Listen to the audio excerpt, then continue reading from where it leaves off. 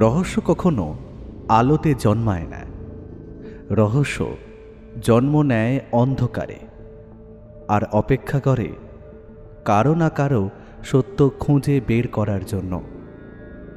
অন্ধকারে ঢাকা শহর, নীরব সাক্ষী দেয়াল, আর এমন কিছু প্রশ্ন যার উত্তর খুঁজে বের করে আনতে পারে একজনই, সত্যান্বেষী ব্যোমকেশ বক্সী। আপনিও যদি ব্যোমকেশ বক্সীর সত্যান্বেষণ ভালোবাসেন, যদি রহস্যের গন্ধ আপনার শিরায় রোমাঞ্চ নিয়ে আসে, তাহলে আপনি একদম সঠিক জায়গাতেই এসেছেন। আমাদের চ্যানেল যদি আপনি প্রথমবারের জন্য শোনেন, তাহলে এক্ষুনি কিন্তু আমাদের চ্যানেলটিকে সাবস্ক্রাইব করুন এবং পাশে থাকা বেল আইকনে ক্লিক করে নোটিফিকেশন অন করে নিন, যাতে নতুন গল্প এলে সবার আগে আপনি জানতে পারেন। যুক্তির শীতল আলোয় আর অবিচল অনুসন্ধানে আজ আবার উন্মোচিত হবে এক চাপা দেওয়া সত্য।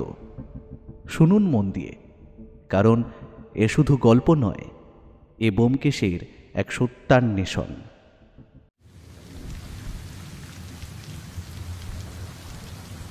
বাইরে শ্রাবণ মাসের আকাশ ভাঙা অবিশ্রান্ত বৃষ্টিধারা।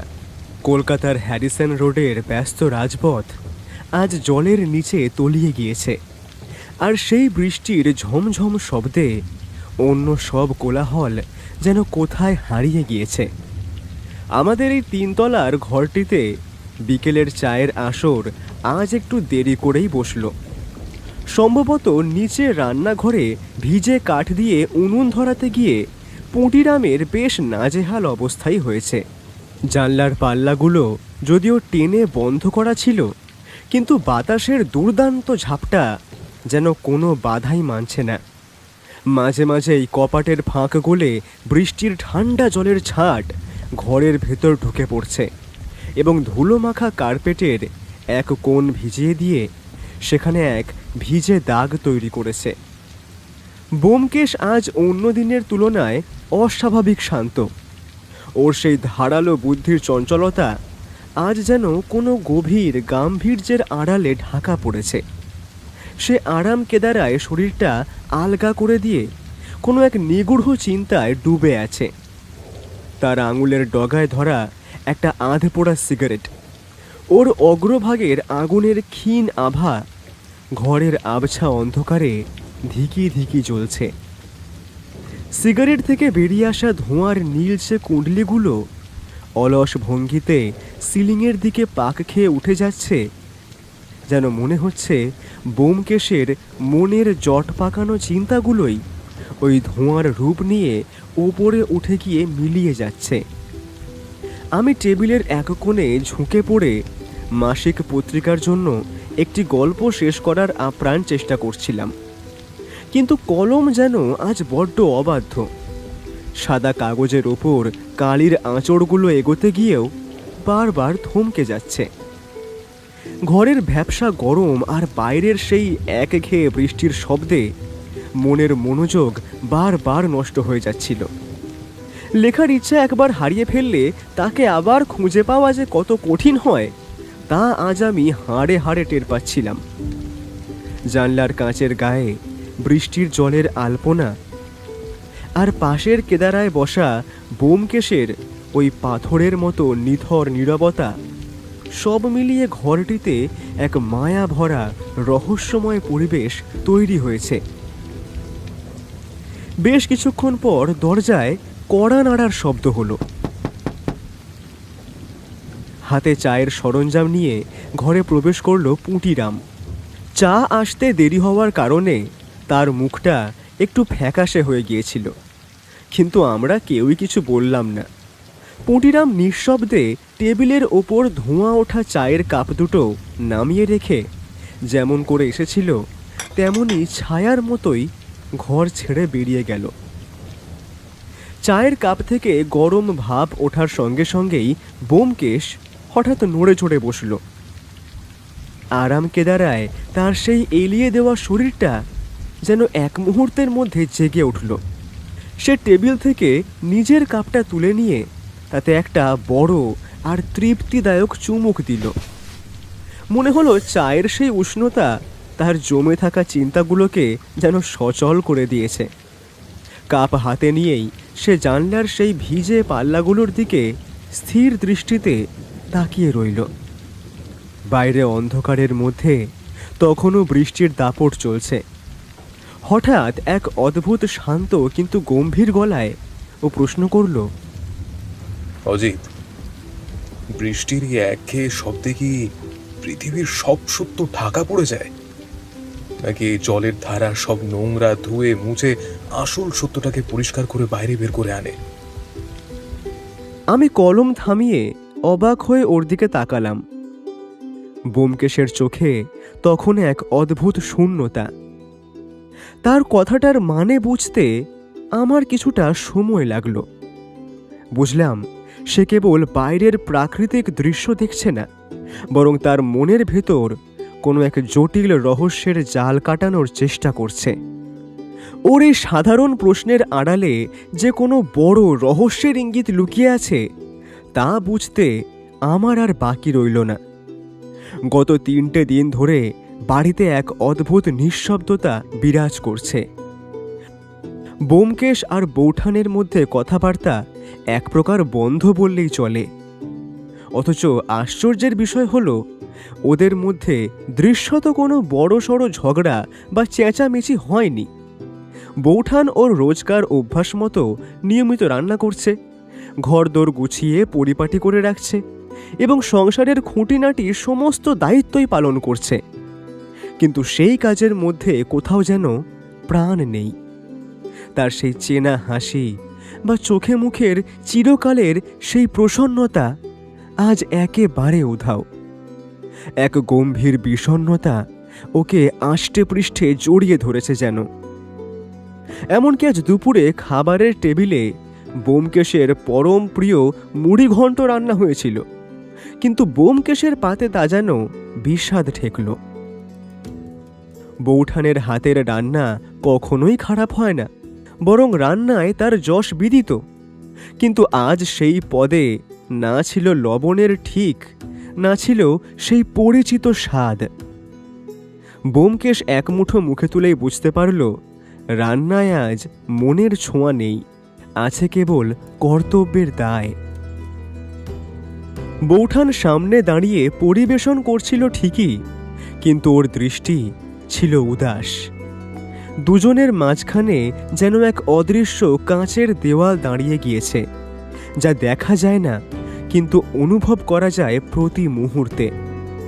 ঘরের এই গুমোট আবহাওয়া বাইরের শ্রাবণের মেঘের চেয়েও যেন অনেক বেশি ভারী হয়ে উঠেছে। এই নিস্তব্ধতার মূলে রয়েছে ব্যোমকেশের এক অটল এবং অদ্ভুত জেদ। ঘটনার সূত্রপাত হয়েছিল বৌঠানের দূর সম্পর্কের এক ভাই বিনায়ককে কেন্দ্র করে। বিনায়ক থাকতেন সুদূর ঢাকায়। মাসখানেক আগে সেখানে এক জটিল চুরির মামলায় হঠাৎই বিনায়কের নাম জড়িয়ে পড়ে।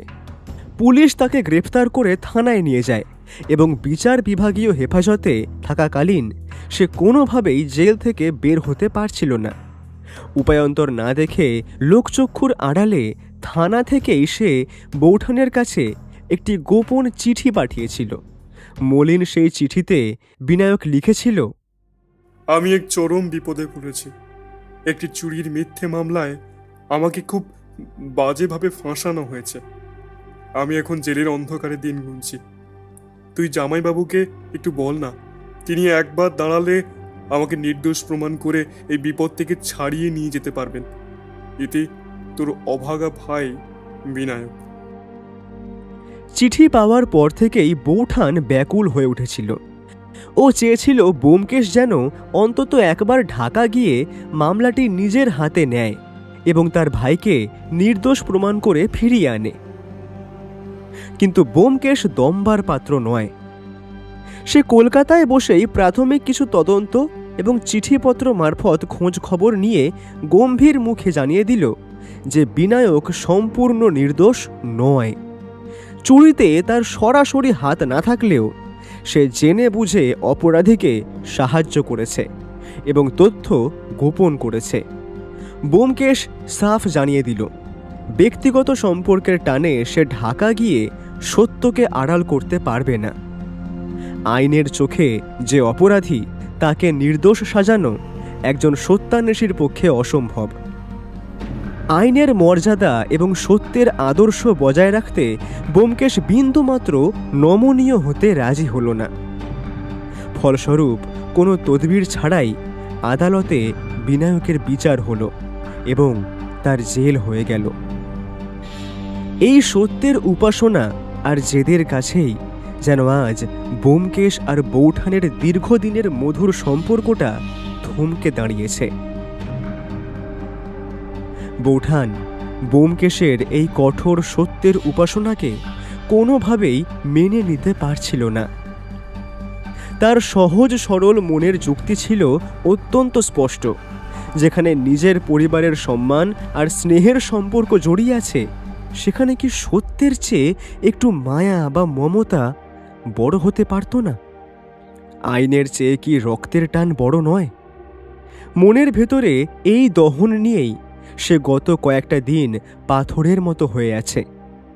পুঁটিরাম চায়ের কাপগুলো নিয়ে নিঃশব্দে ঘর থেকে বেরিয়ে যাওয়ার কিছুক্ষণ পরেই বৌঠান ধীর পায়ে ঘরে ঢুকল। ওর হাতে একটি শুকনো সাদা তোয়ালে। ব্যোমকেশের দিকে একবারও না তাকিয়ে ও সোজা জানলার কাছে গিয়ে দাঁড়ালো। জানলার পাল্লা চুঁইয়ে যে বৃষ্টির জল ঘরের ভেতরে ঢুকে কার্পেটের এক কোণ ভিজিয়ে দিয়েছিল, সে গম্ভীর মুখে নিচু হয়ে সেই ভেজা অংশটুকু মুছতে শুরু করল। ওর চলাফেরায় এক ধরনের যান্ত্রিকতা, মুখে কোনো কথা নেই। ব্যোমকেশ ওর আধপোড়া সিগারেটে শেষ একটা টান দিয়ে অ্যাশট্রেতে ওটা নিভিয়ে দিল। তারপর বৌঠানের থমথমে মুখের দিকে একবার তাকিয়ে বেশ শান্ত গলায় বলল, সঞ্জু, জানালাটা এবার পুরোপুরি বন্ধ করে দাও, ছাট আসছে, জলটা আবার ভেতরে ঢুকবে। ঘরের স্তব্ধতার মধ্যে ব্যোমকেশের এই সাধারণ অনুরোধটুকুও যেন কেমন ভারী শোনালো। বৌঠান জানালার খিলটা টেনে দিল ঠিকই, কিন্তু তার উত্তাল মনের মেঘ যেন কাটল না। ব্যোমকেশের কথার পিঠে বৌঠান কোনো উত্তর দিল না। ও নিথর হাতে জানালার কবাট দুটো টেনে খিল তুলে দিল। খটখট শব্দে জানলার পাল্লা দুটো বন্ধ হওয়ার সঙ্গে সঙ্গেই বাইরের বৃষ্টির ঝাপসা পৃথিবীটা আড়ালে চলে গেল। জানালার ওপার থেকে আসা আলোর রেশটুকুও যেন নিভে গেল মুহূর্তেই। চার দেওয়ালের এই পরিচিত ঘরটা যেন হঠাৎ করেই আরও ছোট হয়ে গেল। এক অসহ্য গুমোট গাম্ভীর্য আমাদের তিনজনকে আষ্টে পৃষ্ঠে জড়িয়ে ধরল যেন। আমি এই থমথমে পরিবেশে চরম অস্বস্তিতে পড়ে গেলাম। সামনে পড়ে থাকা মাসিক পত্রিকার কাগজটার ওপর কলম দিয়ে অযথাই হিজিবিজি কাটতে লাগলাম, যেন ওই কালির রেখায় লুকিয়েই আমি নিজেকে আড়াল করতে চাইছি।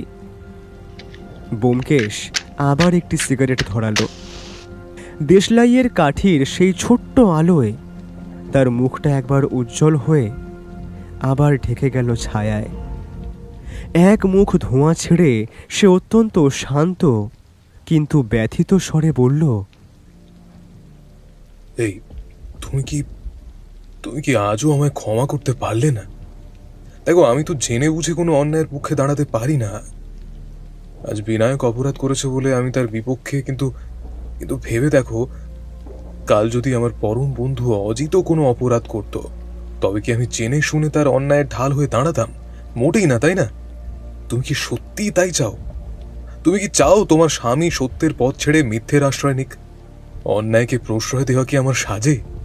আমি নিজের আদর্শের কাছে দায়বদ্ধ। এই ভুলের জন্য কি আমায় ক্ষমা করা যায় না? ব্যোমকেশের গলার স্বরে এক অদ্ভুত আরতি ছিল। সে যেন কেবল বৌঠানকেই নয়, নিজেকেও বারবার এই কঠিন সত্যের মুখোমুখি দাঁড় করিয়ে দিচ্ছিল। ঘরের ভেতরের অন্ধকার যেন ব্যোমকেশের এই প্রশ্নের ভারে আরও ভারী হয়ে উঠল। ব্যোমকেশের আদর্শবাদী প্রশ্নের মুখে বৌঠান নত হল না, বরং ধীর স্থিরভাবে সোজা হয়ে দাঁড়ালেন। ওর সেই ঋজু ভঙ্গির মধ্যে এক ধরনের অকম্পিত তেজ ছিল। চোখে ওর জল নেই। আবেগের সেই মেঘ অনেক আগেই ঘন অভিমানের পাথরে পরিণত হয়েছে। জানালার খিল দেওয়া ঘরটির বদ্ধ বাতাসে তার কণ্ঠস্বর অত্যন্ত নিচু অথচ তীক্ষ্ণ শোনাল। বৌঠান ধীর গলায় বললে, এখানে ক্ষমার প্রশ্ন উঠছে কেন? তুমি তো কোনো অপরাধ করনি, বরং তুমি তো তোমার ওই কঠোর আদর্শকেই রক্ষা করেছো। সত্যান্বেষী হিসেবে তো তুমি আজ বিরাট সফল, তোমার সত্যের জয় হয়েছে। কিন্তু মানুষের সম্পর্কের খাতিরে একজন স্বামী বা পরিবারের অভিভাবক হিসেবে তুমি যে কতটা পাষাণ আর নিষ্ঠুর হতে পারো সেটা এবার আমি হাড়ে মাসে টের পেলাম। বৌঠানের গলার স্বরে এক গভীর যন্ত্রণা মিশেছিল। ও কিছুক্ষণ থামল, তারপর আবার বলতে লাগলো, বাইরের পৃথিবীটা তোমার কাছে একটা সাদা কালোর হিসেব হতে পারে, সেখানে অপরাধী মানেই কেবল সাজা পাওয়ার যোগ্য।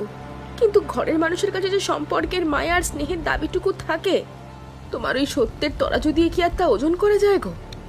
তুমি হয়তো তোমার নীতির লড়াইয়ে জিতে গেছো, কিন্তু এই জিতের আড়ালে আমাদের এই ছোট্ট ঘরটার বিশ্বাস আর নির্ভরতা যে কতটা ভেঙে চুরমার হয়ে গেল তা বোধহয় তোমার ওই শানিত বুদ্ধি দিয়েও আজ বুঝতে পারছো না।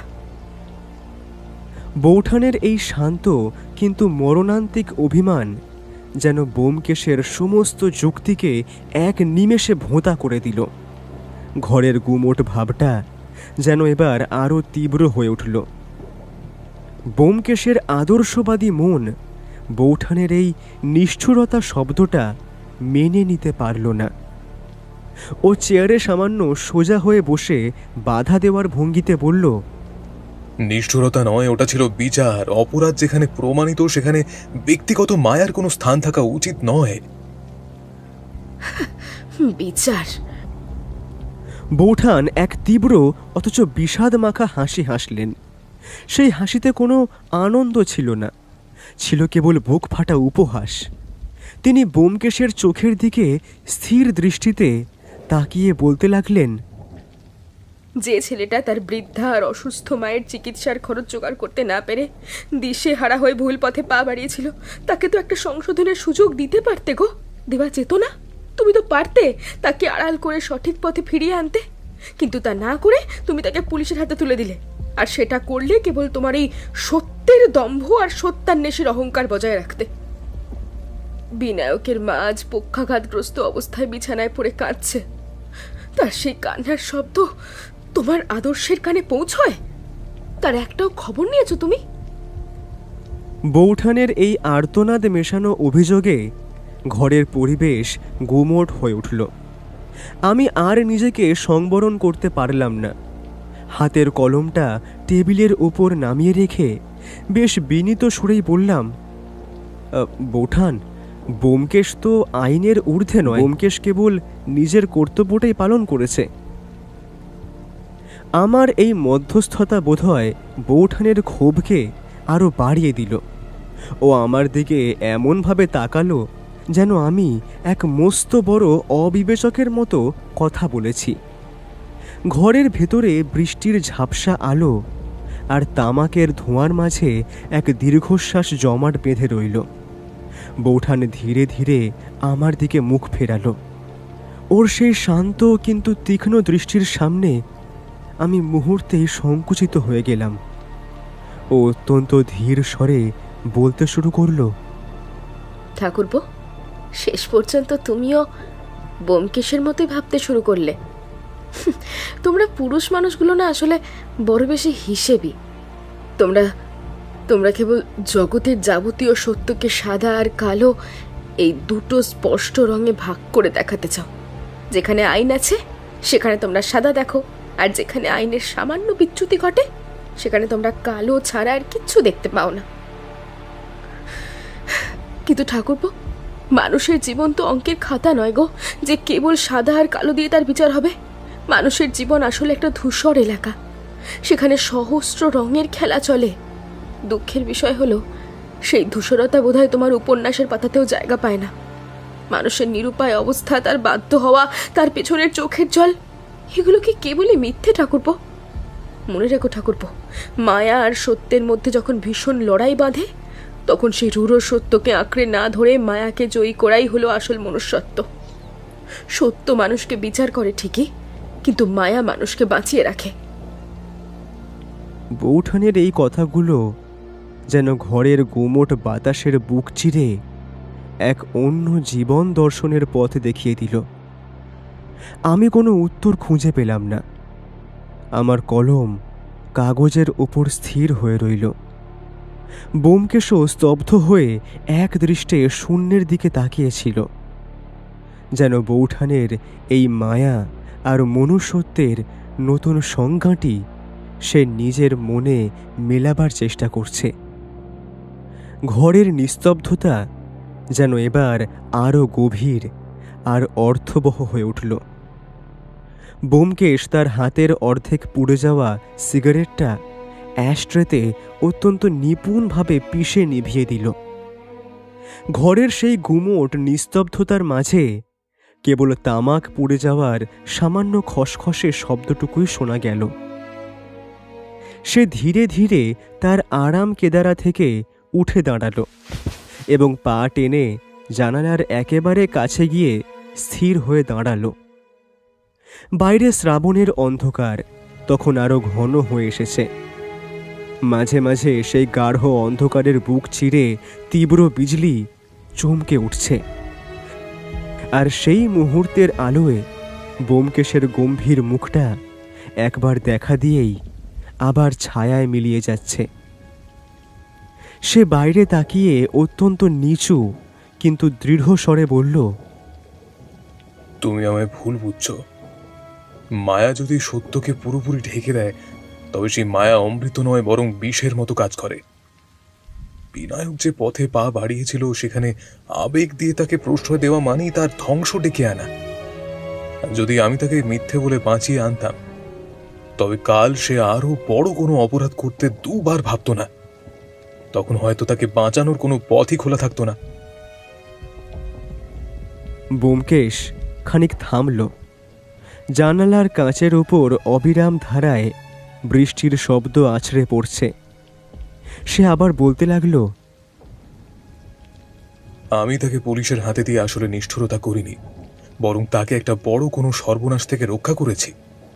আইনের শাসন আর নিজের কৃতকর্মের সাজা যদি সে এখন পায়, তবেই হয়তো ভবিষ্যতে সে মানুষ হওয়ার সুযোগটা পাবে।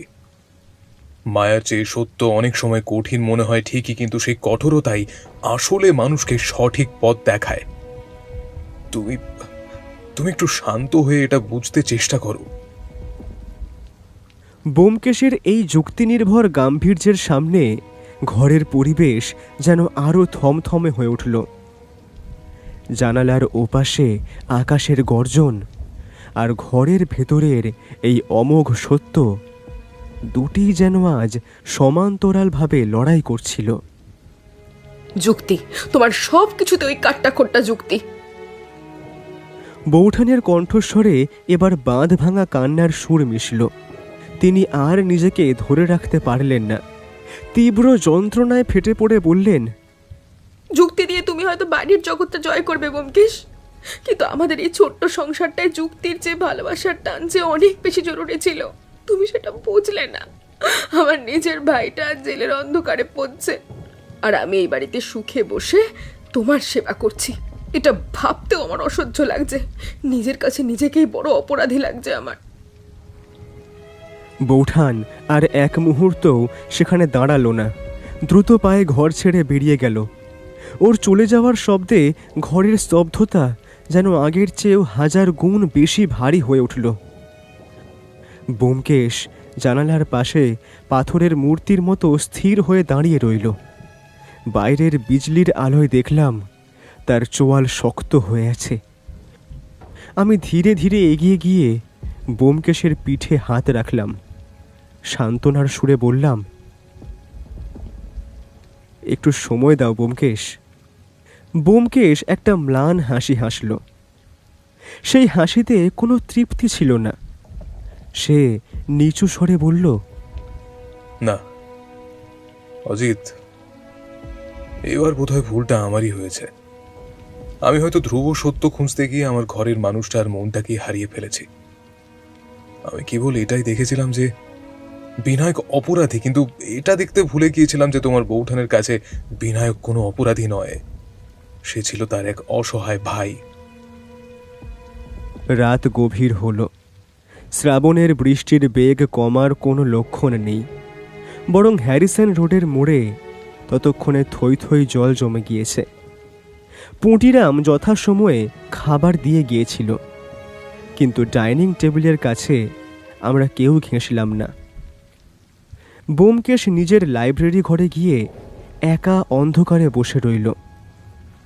আমি বারান্দায় দাঁড়িয়ে বাইরের অন্ধকার আর বৃষ্টির ঝাপটা দেখছিলাম।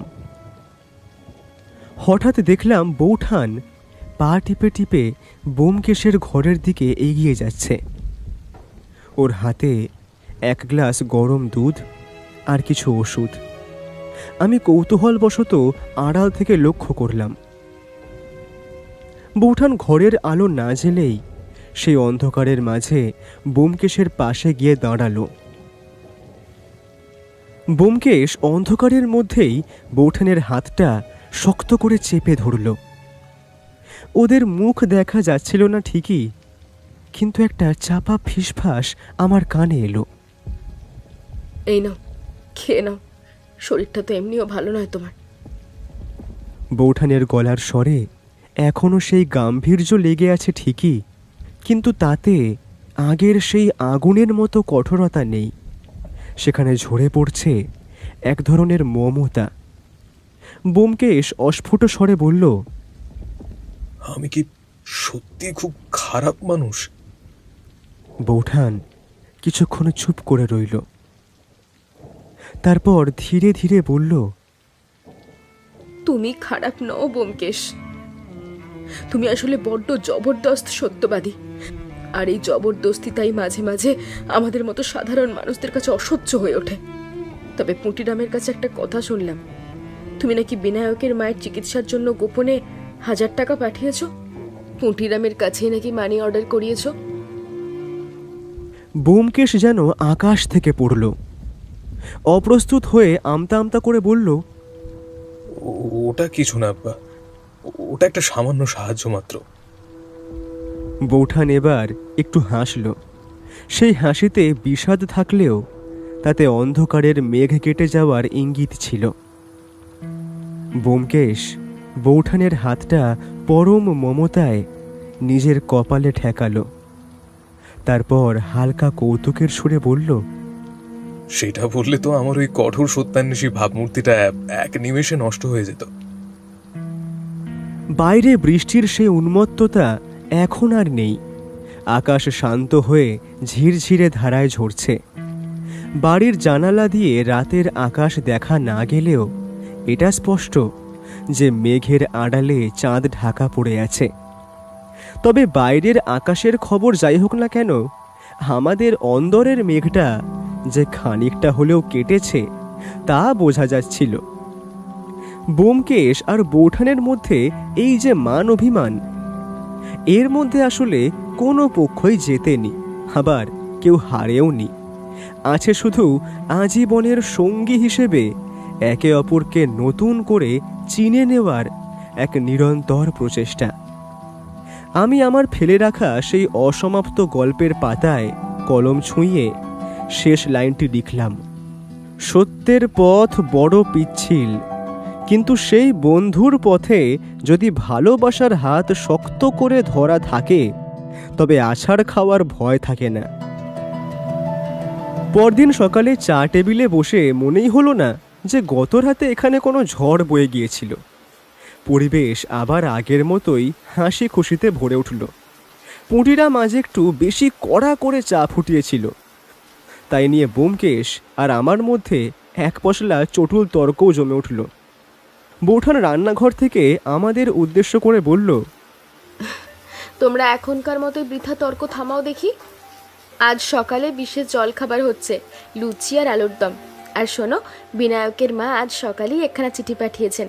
তিনি এখন অনেকটাই সুস্থ। ব্যোমকেশ আমার দিকে তাকিয়ে চোখের ইশারায় একটু হাসল। সেই হাসির অর্থ আমি বুঝলাম। সত্যান্বেষী হিসেবে সে শত শত মামলার জট খুলেছে ঠিকই, কিন্তু আজ সে হাড়ে হাড়ে অনুভব করল যে সংসারের জট খোলা অনেক বেশি কঠিন কাজ। তবে সেই জট খোলার সার্থকতা যখন আসে তখন তার আনন্দও হয় অনেক বেশি গভীর। চায়ের কাপে একটি তৃপ্তিদায়ক চুমুক দিয়ে ব্যোমকেশ হঠাৎ ওর দৃষ্টি স্থির করলো আমার ওপর। ওর গলার স্বরে ফিরে এলো সেই রহস্যভেদী গাম্ভীর্য। ও বলল, অজিত, মানুষের মন বড় বিচিত্র জিনিস। কেউ তার বহুমূল্য সম্পদ লুকোয় মাটির গভীরের নিচে, কেউ বা মজবুত লোহার সিন্ধুকে। কিন্তু সুরের ভাঁজেও যে কেউ পরম সত্য গোপন করে রাখতে পারে, তা কি কখনো ভেবে দেখেছো? আমি হাতের কলমটা টেবিলের ওপর রেখে অবাক হয়ে ওর দিকে তাকালাম। ব্যোমকেশের এই ধরনের রহস্যময় হেয়ালি ভরা কথার অর্থ সহজে ধরা যায় না। ওর পকেট থেকে সযত্নে ভাঁজ করা একটি মলিন কাগজ বের করে টেবিলের ওপর রাখল।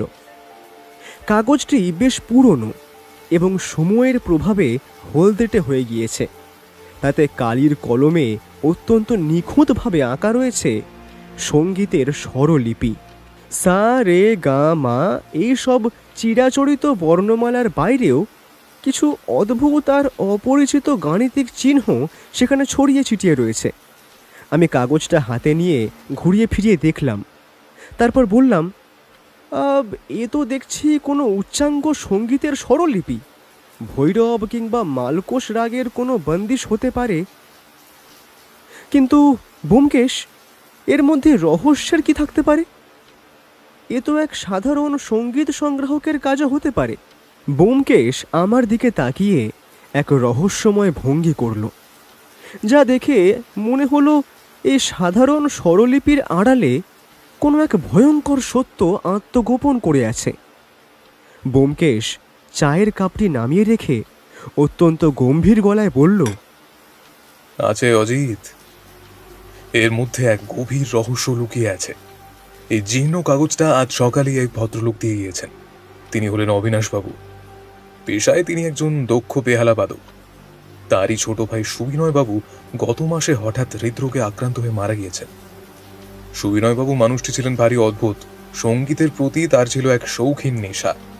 দেশ বিদেশের বিরল সব সঙ্গীত সংগ্রহ করা ছিল তার কাজ। কিন্তু রহস্যটা সেখানে নয়। মারা যাওয়ার ঠিক আগের রাতে তিনি এই অদ্ভুত স্বরলিপিটি লিখে গিয়েছেন। অবিনাশবাবুর জোরালো দাবি, তার ভাইয়ের এই আকস্মিক মৃত্যু মোটেও স্বাভাবিক নয় এবং এই দুর্বোধ্য স্বরলিপির ভাঁজে কোথাও খুনি কিংবা গুপ্তধনের অকাট্য সংকেত লুকিয়ে আছে। আমি আকাশ থেকে পড়লাম। বিস্ময় চেপে রাখতে না পেরে বললাম,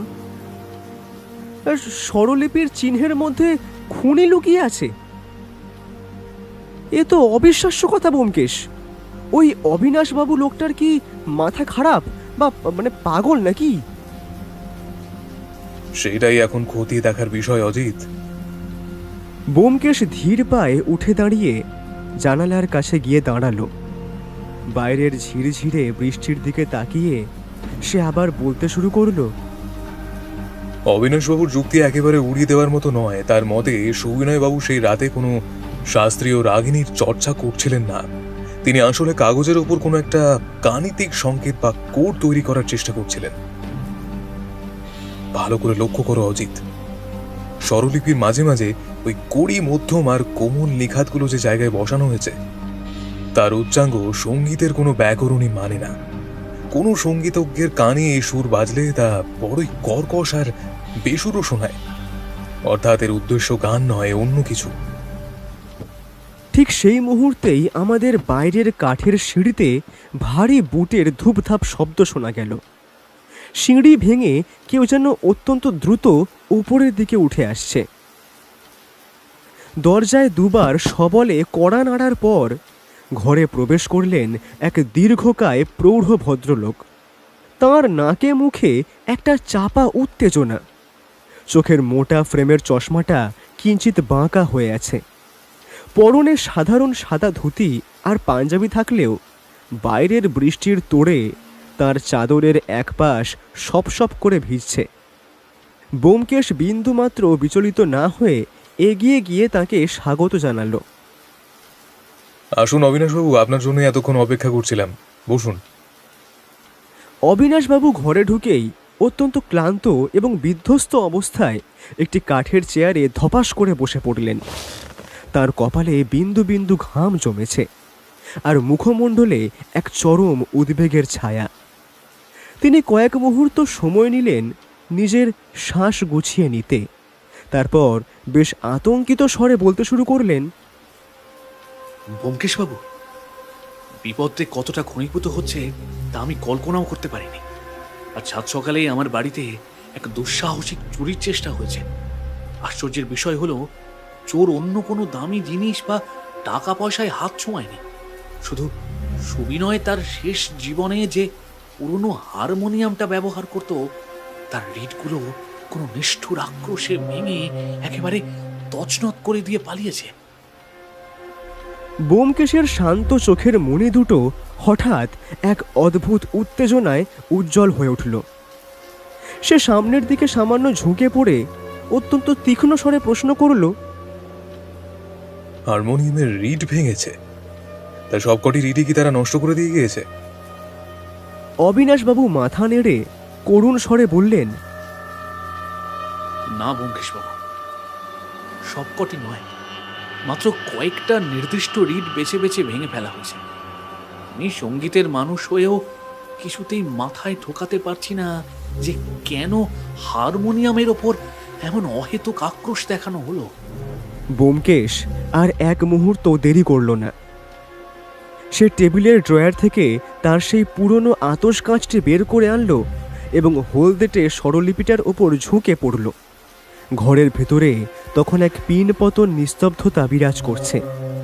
কেবল জানালার বাইরে অবিশ্রান্ত বৃষ্টির ঝমঝম শব্দ আর দেওয়ালে টাঙানো ঘড়ির টিকটিক আওয়াজ সেই নীরবতাকে আরো গম্ভীর করে তুলছে। মিনিট দুয়েক পর ব্যোমকেশ সোজা হয়ে দাঁড়ালো। তার মুখে তখন এক রহস্যময় তৃপ্তির হাসি। সে আমার দিকে তাকিয়ে সংক্ষেপে বলল, অজিত, কলম রাখো, আমাদের একবার সুবিনয় বাবুর বাড়িতে স্বচক্ষে সব দেখতে যেতে হবে। অবিনাশবাবু, আপনি তৈরি তো? আমরা এখনই রওনা দেব। কিন্তু বাইরের দুর্যোগের কথা ভেবে আমি একটু কুণ্ঠিত হয়েই বললাম, এই প্রবল বৃষ্টির মধ্যে এখন বেরোবে? যা অবস্থা রাস্তাঘাটের! ব্যোমকেশ তার গায়ের চাদরটা ভালোভাবে জড়িয়ে নিতে নিতে অত্যন্ত শান্ত কিন্তু দৃঢ় গলায় বলল, সত্য অন্বেষণের পথে আবহাওয়া কোনোদিন বাধা হতে পারে না অজিত। বরং মনে রেখো, বৃষ্টির রাত অপরাধীদের বড্ড প্রিয়। এই অন্ধকারে তারা নিজেদের বেশি নিরাপদ আর আত্মবিশ্বাসী মনে করে, আর ঠিক সেই সুযোগটাই আমাদের নিতে হবে। আমরা একটি ট্যাক্সি ভাড়া করে দুর্যোগের মধ্যেই বেরিয়ে পড়লাম। সুবিনয় বাবুর বাড়িটি বালিগঞ্জের দিকে, এক নির্জন আর ঘিঞ্জি গলির একদম শেষ প্রান্তে। পুরনো আমলের দোতলা বাড়ি, যার চারপাশে অজস্র গাছপালা ডালপালা মেলে যেন বাড়িটিকে আষ্টে পৃষ্ঠে জড়িয়ে ধরেছে। শ্রাবণের বৃষ্টির ঝাপটায় আর ঘুটঘুটে অন্ধকারে বাড়িটিকে এক নজরে বেশ ভুতুড়ে বলে ভ্রম হচ্ছিল।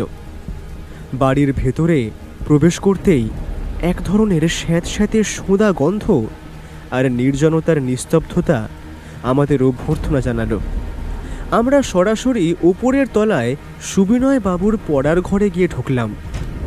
ঘরটি বইয়ের তাকে আর নানা ধরনের বাদ্যযন্ত্রে ঠাসা। এক কোণে অবিন্যস্তভাবে পড়ে আছে সেই হতভাগ্য হারমোনিয়ামটি। ব্যোমকেশ কোনো কথা না বলে সরাসরি হারমোনিয়ামটির কাছে গিয়ে হাঁটু গেড়ে বসল এবং পকেট থেকে আতস কাঁচ বের করে খুব সূক্ষ্মভাবে পরীক্ষা করতে লাগলো।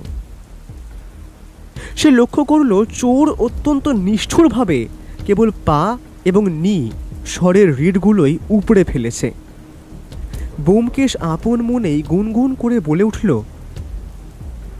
পা নি অর্থাৎ পঞ্চম আর নিখাত। অদ্ভুত ব্যাপার তো।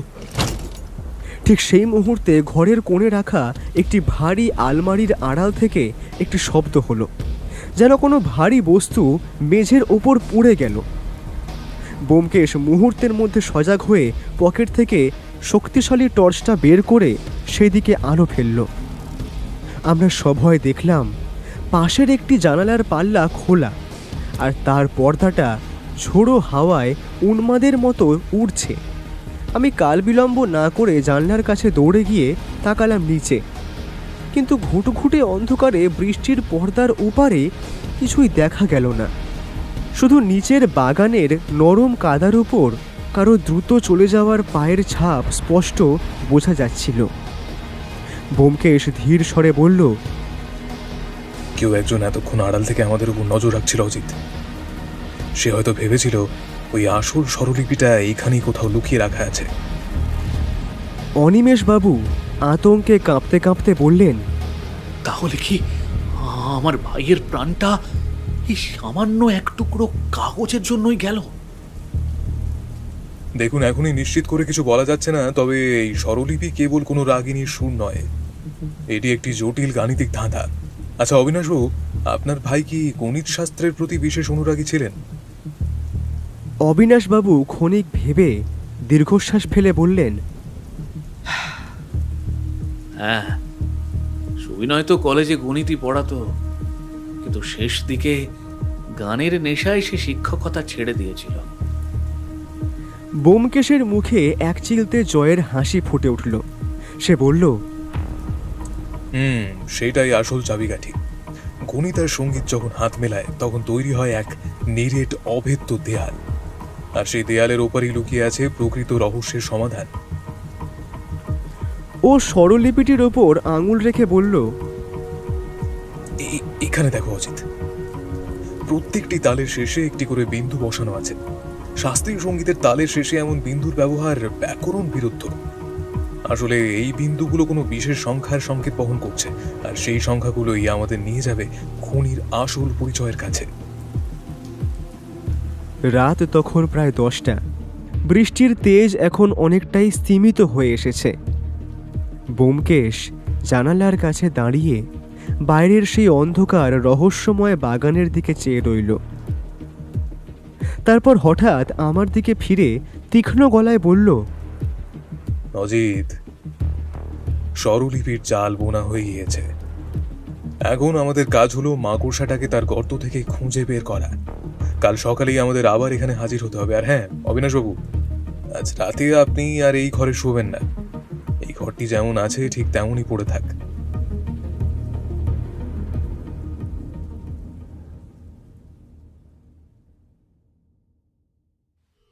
আমরা যখন সুবিনয় বাবুর সেই নিঝুম বাড়ি থেকে বেরিয়ে ট্যাক্সিতে উঠছি, তখন আমার শিরদাঁড়া দিয়ে এক হিম শীতল স্রোত বয়ে গেল। মনের কোণে বারবার কু ডাকছিল। অন্ধকার বাগানের ওই ঘন ঝোপঝাড়ের আড়াল থেকে কেউ যেন নিষ্পলক চোখে আমাদের প্রতিটি গতিবিধি পর্যবেক্ষণ করছে। ট্যাক্সিতে ফেরার পুরোটা পথ ব্যোমকেশ একটিও কথা বলেনি। তার কপালে চিন্তার গভীর ভাঁজ, দৃষ্টি সুদূর প্রসারী। আমি জানি এই স্তব্ধতার আড়ালে সত্য অন্বেষীর মস্তিষ্কে এখন সুরের লহরী আর গণিতের কঠিন সমীকরণের এক অদ্ভুত লড়াই চলছে। হ্যারিসন রোডের চেনা ঘরে ফিরে এসে ব্যোমকেশ বিশ্রাম না নিয়ে আবার সেই রহস্যময় স্বরলিপিটা নিয়ে বসল। টেবিলের বাতিটা জ্বালিয়ে সে বিড়বিড় করে বলতে লাগলো, সা রে গা মা 1 2 3 4। না, এইভাবে অঙ্কটা মিলছে না। স্বরের কম্পাঙ্ক কি কোনো বিশেষ ভূমিকা রাখছে, নাকি এর পিছনে লুকিয়ে আছে কোনো প্রাচীন সাংকেতিক লিপি? তার একাগ্রতা দেখে মনে হচ্ছিল সে যেন ওই কাগজের টুকরোটির ভেতর দিয়ে কোনো অদৃশ্য জগতের রাস্তা খুঁজছে। রাত গভীর হতে লাগলো। বাইরের বৃষ্টির শব্দে একঘেয়েমি থাকলেও আমার চোখে ঘুম ছিল না। বিছানায় শুয়ে এপাশ ওপাশ করছি। এমন সময় হঠাৎ ব্যোমকেশের এক তীব্র উল্লাসধ্বনি শুনে আমি চমকে উঠে বসলাম। সে তখন উত্তেজনায় কাঁপছে, চোখের মণি দুটো জয়ের নেশায় চিকচিক করছে। পেয়েছি অজিত, আমি সংকেতটা ধরতে পেরেছি। এটা কোনো উচ্চাঙ্গ সঙ্গীতের রাগিনী নয়, এটা আসলে একটা নিপুণ ঠিকানার নকশা। সুবিনয় বাবু তার সারা জীবনের উপার্জিত অর্থ, তার অমূল্য সংগ্রহগুলো কোথায় লুকিয়ে রেখেছেন তার হদিশ তিনি নিখুঁতভাবে দিয়ে গিয়েছেন এই স্বরলিপিতে। হতভাগ্য চোর বা খুনি তার স্থূল বুদ্ধি দিয়ে সেটা বুঝতে পারেনি, তাই সে আক্রোশে কেবল হারমোনিয়ামের রিডগুলো তছনছ করে ফিরে গিয়েছে। আমি চোখ কচলাতে কচলাতে অবাক হয়ে বললাম, কিন্তু সুরের ভেতর থেকে এমন ভৌগোলিক মানচিত্র তুমি কেমন করে বের করলে? ব্যোমকেশ খাতা আর কলম নিয়ে ঝড়ের গতিতে কিছু জ্যামিতিক নকশা আঁকতে আঁকতে বোঝালো।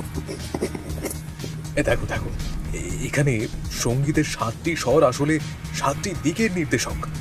কড়ি আর কোমল স্বরগুলো এখানে ব্যবহৃত হয়েছে দূরত্বের মাপকাঠি হিসেবে। তার তালের শেষে যে বিন্দুগুলোর কথা বলেছিলাম সেগুলো আসলে মেঝের নিচ দিয়ে যাওয়া সিঁড়ির ধাপের সংখ্যা। সুবিনয়বাবু গণিতের অধ্যাপক ছিলেন, তিনি জানতেন তার বিপদ আসন্ন, তাই নিজের অমূল্য সম্পদ তিনি এমন এক গাণিতিক দুর্গের আড়ালে রেখে গিয়েছেন যার চাবিকাঠি কেবল একজন বুদ্ধিমান মানুষই খুঁজে পাবে। কিন্তু কে সেই খুনি? অবিনাশবাবুর বাড়িতে যে ঢুকেছিল সেই কি তবে সুবিনয়বাবুর প্রাণ নিয়েছে? ব্যোমকেশ জানালার বাইরের গাঢ় অন্ধকারের দিকে চেয়ে অত্যন্ত শান্ত গলায় বলল, খুনি আমাদের খুবই পরিচিত কেউ অজিত। কোন এক লোভী ছায়ামূর্তি যে এখনই বৃষ্টির রাতে আমাদের প্রতিটি পদক্ষেপের কথা ভেবে প্রহর গুনছে। কাল সকালেই স্বরলিপির এই জালের শেষ সুতোটা আমরা টেনে ছিঁড়ে ফেলব। ঘরের আলোটা নিভিয়ে দিয়ে ব্যোমকেশ আবার জানালার সেই চিরচেনা অন্ধকারে ফিরে গেল। বাইরে ঝিরঝিরে বৃষ্টি তখনও অবিরাম ধারায় ঝরছে। হ্যারিসন রোডের জনশূন্য রাস্তায় কদাচিৎ দু একটি ঘোড়ার গাড়ির খটখট শব্দ শোনা যাচ্ছে। রহস্যের প্রথম পর্দাটা উন্মোচিত হয়েছে ঠিকই, কিন্তু অন্ধকারের গভীরে লুকিয়ে থাকা সেই আসল ঘাতকটি যে কে তা জানার জন্য আমাদের অপেক্ষা করতে হবে আগামী সকালের সূর্যোদয় পর্যন্ত।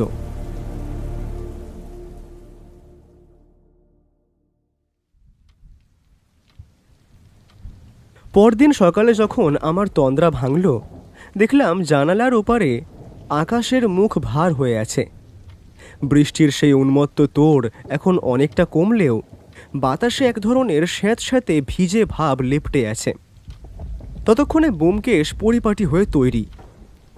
ওর চোখের নিচে ক্লান্তির সামান্য কালচে ছায়া, তা দেখেই স্পষ্ট বোঝা যায় গত রাতের দীর্ঘ প্রহরগুলো সে ওই জটিল স্বরলিপির গোলক ধাঁধায় বিচরণ করেই কাটিয়েছে। সকালের চা খাওয়ার সময় ও ছিল একেবারে নিস্তব্ধ। চায়ের কাপে শেষ চুমুক দিয়ে ও হঠাৎ মুখ তুলে বলল, অজিত, গণিতবিদরা যখন সঙ্গীত রচনা করেন তখন তারা কেবল সুরের মূর্ছনা সৃষ্টি করেন না, তারা আসলে এক একটি দুর্ভেদ্য গাণিতিক সমীকরণ তৈরি করেন। সুবিনয়বাবু নিজের অজান্তেই এই কাগজের পাতায় এক মরণোত্তর যুদ্ধের ডাক দিয়ে গিয়েছেন। আমি জিজ্ঞাসু দৃষ্টিতে তাকাতেই ব্যোমকেশ বিশদ করতে শুরু করলো। তুমি 7টি সুরের কথা ভাবো, সা রে গা মা পা ধা নি। সুবিনয়বাবু তার ওই হলদে কাগজে এই 7টি সুরকে 7টি নির্দিষ্ট জ্যামিতিক বিন্দুর সংকেত হিসেবে ব্যবহার করেছেন। আর তালের শেষে যে রহস্যময় বিন্দুগুলো ছিল সেগুলো কোনো সংখ্যা নয়, সেগুলো ছিল স্রেফ দূরত্বের পরিমাপ। কিন্তু মুশকিল হলো শুরুর বিন্দুটা নিয়ে, অর্থাৎ ঠিক কোন জায়গা থেকে এই মাপযোগ শুরু করতে হবে তা না জানলে গোটা নকশাটাই এক অর্থহীন হিজিবিজি ছাড়া আর কিছুই নয়।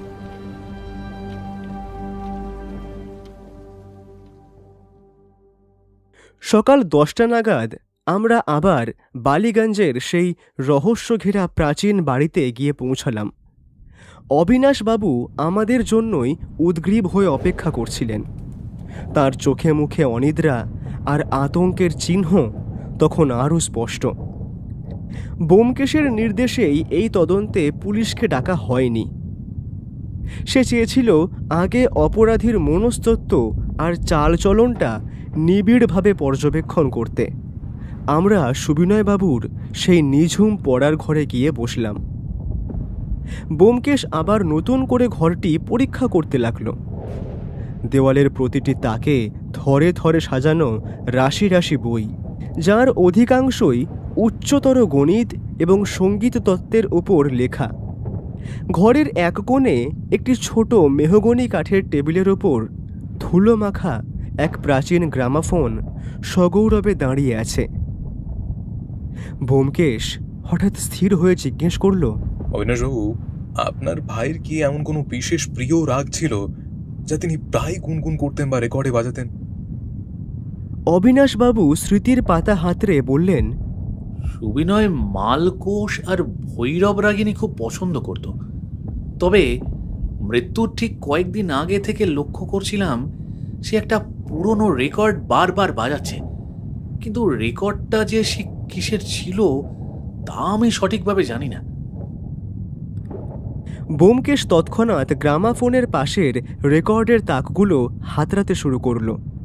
সেখানে অযত্নে পড়ে থাকা অজস্র রেকর্ডের মাঝে একটি নির্দিষ্ট জায়গা বেশ পরিষ্কার আর ধুলোহীন, অর্থাৎ অতি সম্প্রতি এখান থেকে কোনো রেকর্ড সরানো হয়েছে। ব্যোমকেশ একটা দীর্ঘশ্বাস ফেলে হতাশ গলায় বলল, শিকারী আমাদের চেয়ে এক কদম এগিয়ে আছে অজিত।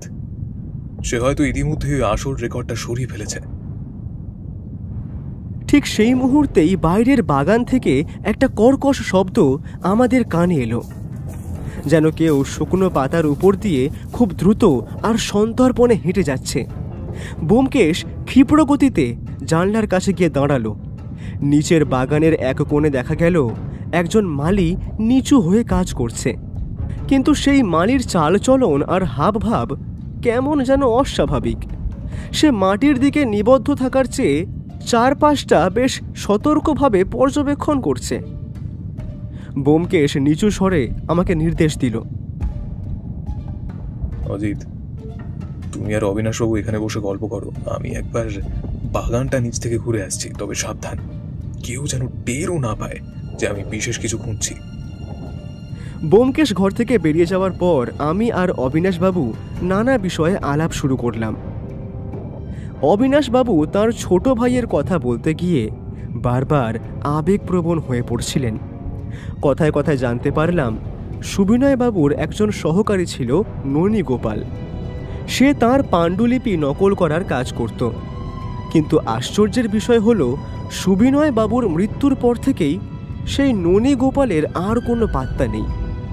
আমি জিজ্ঞেস করলাম, মানে তার সম্পর্কে কোনো বিশেষ তথ্য কি আপনাদের কাছে আছে? তেমন কিছু জানি না অজিতবাবু।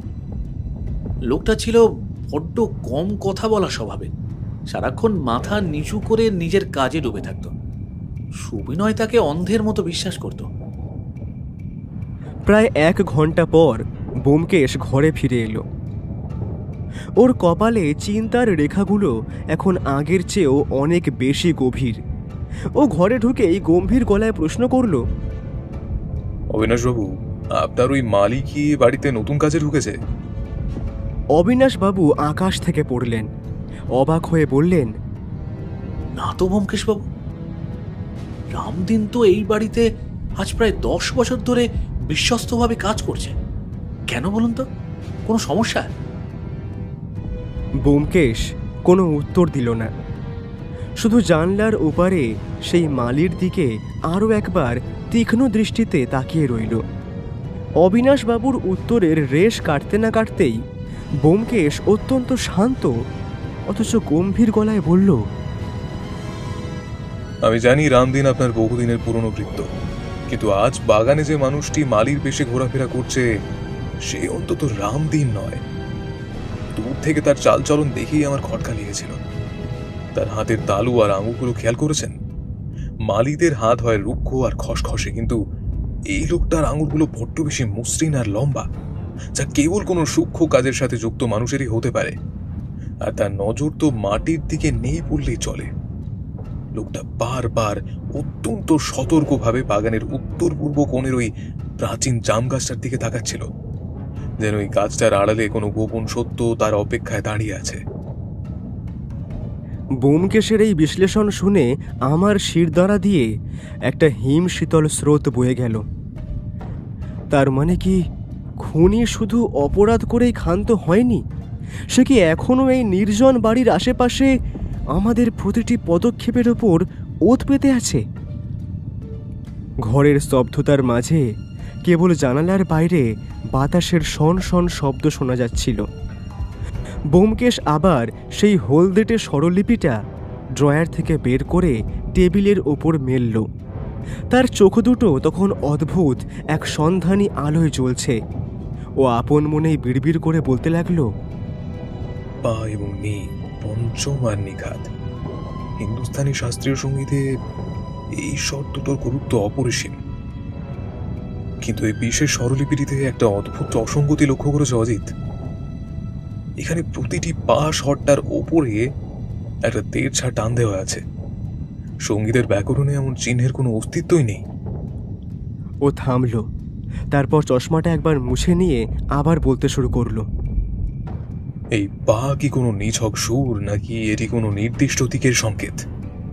সুবিনয় বাবু কি এর মাধ্যমে পশ্চিম বা পূর্ব এমন কোনো বিশেষ দিকের কথা বলতে চেয়েছেন, নাকি পা দিয়ে তিনি কোনো বিশেষ বস্তুর প্রতি ইঙ্গিত করেছেন, যা এই রহস্যের জট খুলে দেবে? ব্যোমকেশ আবার জানালার দিকে ফিরল। বাগানের সেই রহস্যময় ছদ্মবেশী মালি আর জাম গাছটার রহস্য যেন এবার আরও ঘনীভূত হতে লাগল। ঘরের গুমোট আবহাওয়া আর ব্যোমকেশের এই সাংকেতিক প্রশ্নগুলো মিলেমিশে এক উত্তেজনাকর পরিস্থিতির সৃষ্টি করল। হঠাৎ ব্যোমকেশের সন্ধানী দৃষ্টি আটকে গেল ঘরের কোণে রাখা একটি বৃহদাকার সেতারের ওপর।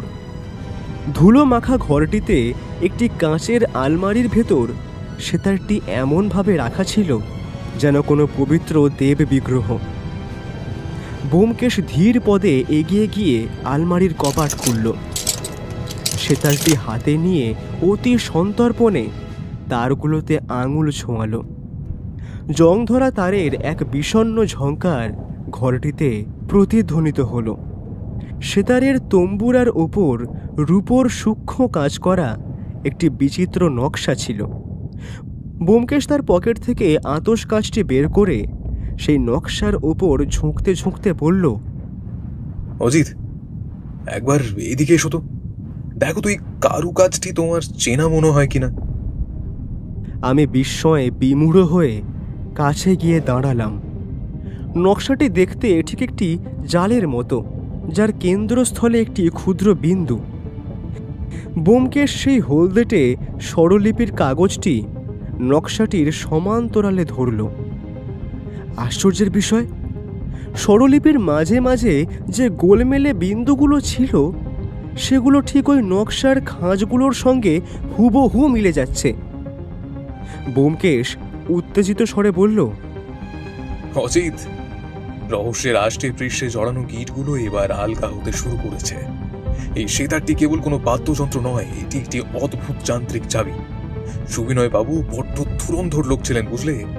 তিনি জানতেন সাধারণ চোর ধন দৌলতের খুঁজে সিন্ধুক বা আলমারি তছনছ করবে, কিন্তু একটি বাদ্যযন্ত্রের খোলের ভেতর যে মরণপণ রহস্য লুকিয়ে থাকতে পারে তা তাদের স্থূল বুদ্ধির অগোচরেই থেকে যাবে। সেতারের কাষ্ঠ নির্মিত অবয়বের নিচের দিকে একটি অতি সূক্ষ্ম খাঁজ লুকানো ছিল।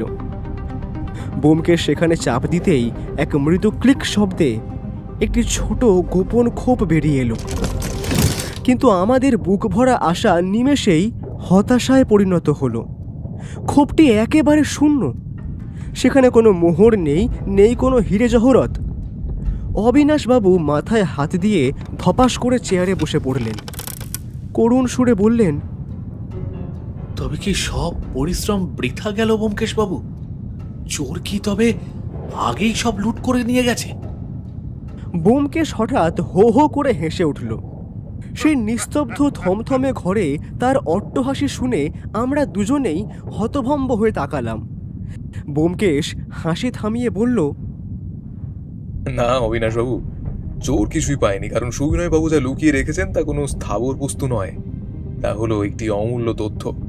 আর সেই তথ্যটি উদ্ধারের জন্য কেবল এই খোপটি খুললে চলবে না, এর সাথে সুরের গাণিতিক সংযোগ ঘটাতে হবে। ব্যোমকেশ আমাদের ইশারায় নিচে নেমে আসার নির্দেশ দিল। বাগানে তখন বৃষ্টির পর মাটির সেই আদিম সোঁদা গন্ধ মম করছে। সে সোজা গিয়ে দাঁড়ালো সেই বিশাল জাম গাছটার নিচে, যেখানে একটু আগে সেই রহস্যময় মালিটি ঘোরাঘুরি করছিল। ব্যোমকেশ পকেট থেকে একটা রূপোর কম্পাস বের করে সুচারুভাবে দিক নির্ণয় করতে লাগলো। ও যেন মনে মনে কোনো অদৃশ্য ম্যাপ মেলাচ্ছে।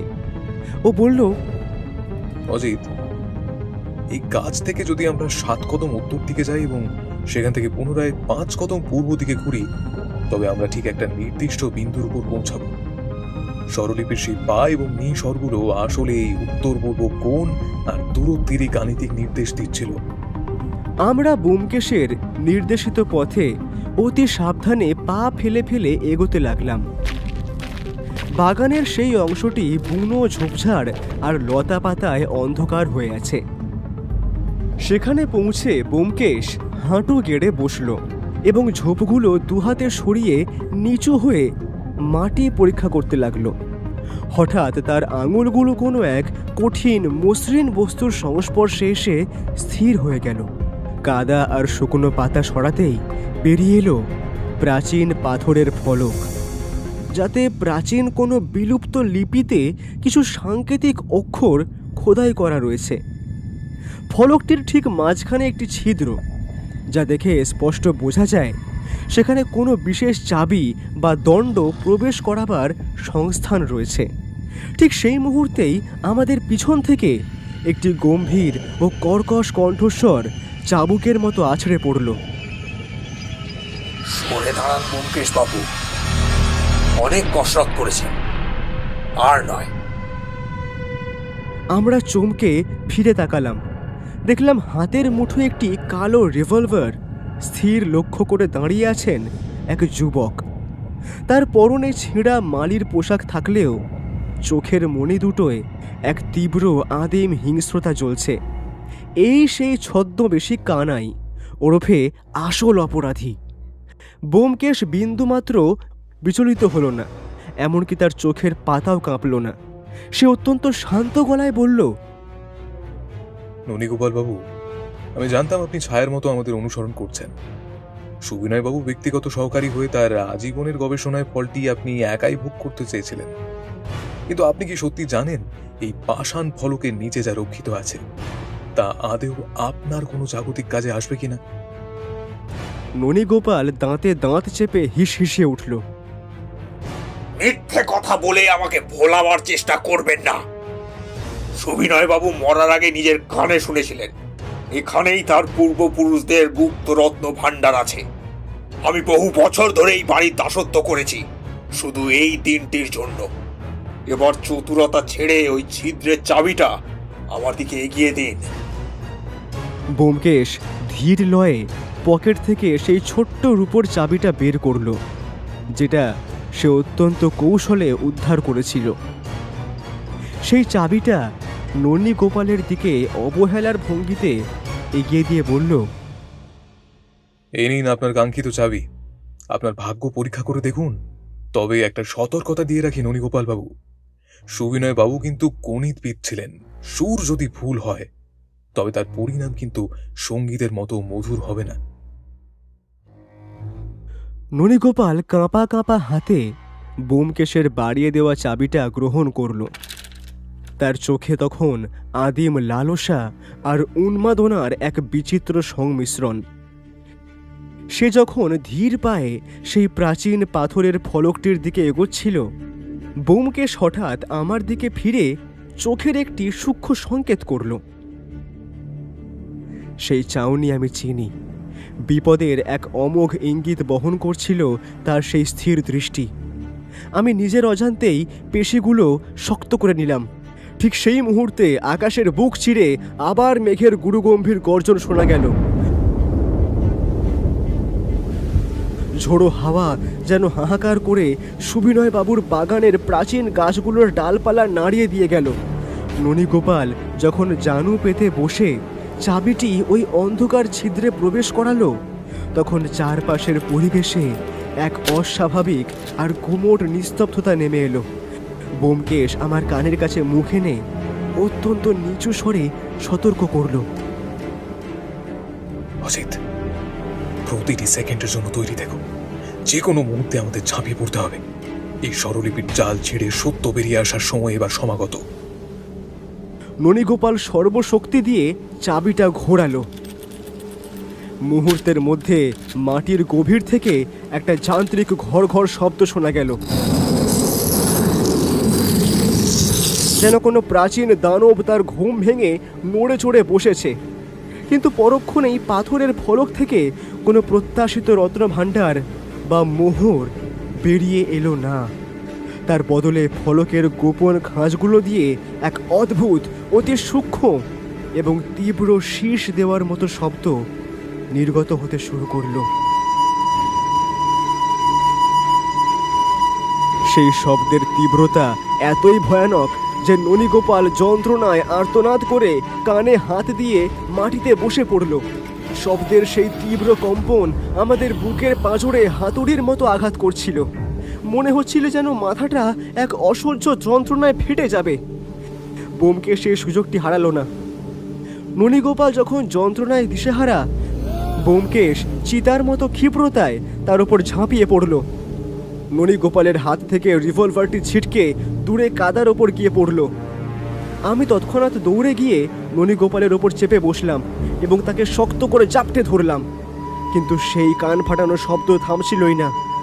ব্যোমকেশ ননীগোপালকে ছেড়ে দিয়ে দ্রুত ফলকটির ওপর ঝুঁকে পড়ল। সে তার আঙুলগুলো দিয়ে পাথরের বিশেষ বিশেষ খাঁজে একটি নির্দিষ্ট ছন্দে আর দ্রুততায় চাপ দিতে শুরু করলো। আশ্চর্য, যেন সে মাটির বুকে কোনো অদৃশ্য পিয়ানো বা স্বরলিপি বাজাচ্ছে। ধীরে ধীরে সেই অসহ্য তীক্ষ্ণ শব্দ ম্লান হয়ে এলো এবং একসময় পুরোপুরি মিলিয়ে গিয়ে বাগানটা আবার আগের মতোই নিস্তব্ধ হয়ে গেল। ততক্ষণে ননীগোপাল পুরোপুরি অবসন্ন এবং নিস্তেজ হয়ে মাটিতে লুটিয়ে পড়েছে। অবিনাশবাবু দূরে দাঁড়িয়ে স্তম্ভিত হয়ে এই অদ্ভুত দৃশ্যটি দেখছিলেন। তার মুখে কোনো বাক্য সরছিল না। ব্যোমকেশ উঠে দাঁড়িয়ে লম্বা এক শ্বাস নিয়ে নিজেকে সামলে নিল। তার কপাল বেয়ে ঘাম ঝরছে। সে আমার দিকে তাকিয়ে শান্ত গলায় বলল, সুবিনয় বাবু কেবল একজন গণিতজ্ঞ ছিলেন না অজিত, তিনি ছিলেন এক আধুনিক জিনিয়াস। তিনি শব্দের বিশেষ কম্পাঙ্ককে ব্যবহার করে এমন এক প্রতিরক্ষা ব্যবস্থা তৈরি করেছিলেন যা কেবল সঠিক সুরের ছন্দ আর চাপে শান্ত করা সম্ভব। একেই বলে সনিক লক বা শব্দতালা। ননীগোপাল ভুল চাবি ঘুরিয়ে সে মারণ শব্দকে আমন্ত্রণ জানিয়েছিল। দূর থেকে পুলিশের গাড়ির সাইরেনের শব্দ ক্রমে স্পষ্ট হয়ে শোনা যাচ্ছে। ব্যোমকেশ অত্যন্ত শান্তভাবে একটি সিগারেট ধরালো। দেশলাইয়ের কাঠির আলোয় তার মুখে সেই চিরচেনা জয়ের প্রসন্ন হাসি ফুটে উঠল। তবে আমি জানতাম রহস্যের জবনিকা এখানেই পুরোপুরি পড়ে যায়নি। ওই পাথরের ফলকের অতলে আসলে কি এমন লুকিয়ে আছে যার জন্য সুবিনয়বাবু এত জবরদস্ত গোপনীয়তা বজায় রেখেছিলেন? ননীগোপাল কি কেবল একাই এই ষড়যন্ত্রের মূল মস্তিষ্ক, নাকি নেপথ্যে অন্য কেউ আছে?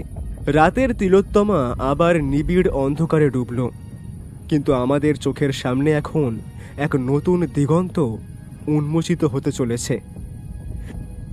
ব্যোমকেশ কেবল একটি খুনের রহস্য বা স্বরলিপির জাল ছিন্ন করেনি, সে আসলে পৌঁছে গিয়েছে এক গভীর আর বিস্ময়কর সত্যের দোরগোড়ায়। আমি বিস্ময়ে বিমূঢ় হয়ে পাথরের ফলকের নিচে পাওয়া সেই সমীকরণটির দিকে তাকালাম। আমার কাছে যা কেবল জটিল গাণিতিক হিজিবিজি, ব্যোমকেশের কাছে তা যেন এক জাদুকরী মানচিত্র। আমি অবাক হয়ে বললাম, এ তো দেখছি বীজগণিতের অঙ্ক ব্যোমকেশ। এর সঙ্গে সঙ্গীত বা খুঁড়ের কি সম্পর্ক হতে পারে? ব্যোমকেশ এক অদম্য উত্তেজনায় অধীর হয়ে উঠল। সে পকেট থেকে তার চিরসাথী নোটবুকটি বের করে দ্রুত হাতে সমীকরণটি টুকে নিতে নিতে বলল, অজিত, তুমি সাধারণ বীজগণিত দেখছো ঠিকই, কিন্তু আমি এর ভেতরে সুরের এক পুরো আর অদ্ভুত রসায়ন দেখতে পাচ্ছি। লক্ষ্য করে দেখো, এখানে ব্যবহৃত SRGM আসলে আমাদের সারেগামার প্রতীকী রূপ। আর এই যে দেখছো V-F, ওটা হলো ভেলোসিটি ফ্যাক্টর বা শব্দের গতিবেগ। আর /λ-C হলো ওয়েভলেন্থ বা তরঙ্গ দৈর্ঘ্য।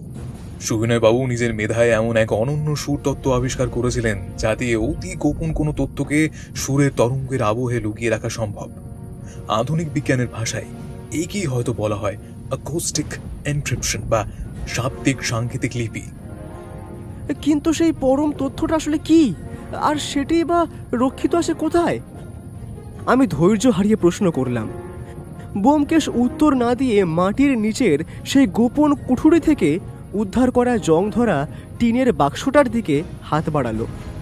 বাক্সটা খোলার সাথে সাথেই তার ভেতর থেকে বেরিয়ে এলো একটি অতি প্রাচীন গ্রামাফোন রেকর্ডের ভাঙা কয়েকটি টুকরো এবং হলদেটে হয়ে যাওয়া এক টুকরো কাগজ।